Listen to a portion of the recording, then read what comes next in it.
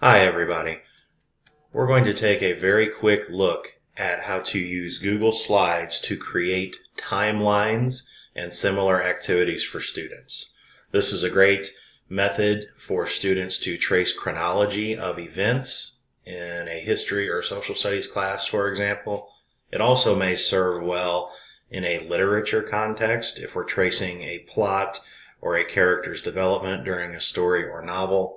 It may also work for a scientific method outline of an experiment or a process. And there's many other applications in specials and elective classes and in really every discipline where this timeline tool would be effective. So to do this, it's very simple. You're just going to have a Google slide open.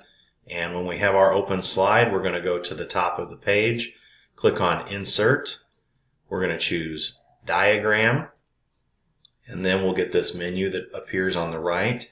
And I have several choices. I have a grid, hierarchy, timeline, process, relationship, and cycle. You could use any of those for your learning activity.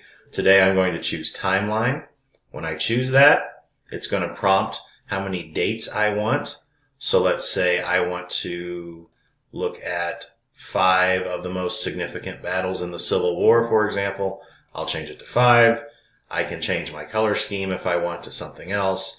And then I pick the outline that is most appropriate for this activity. In this case, I like this one here, and that's it. So all I will do is click the X and get out of that.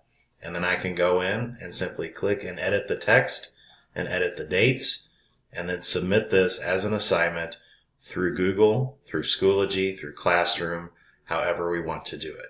And that's the simple way to make timelines on Google. Have a great day.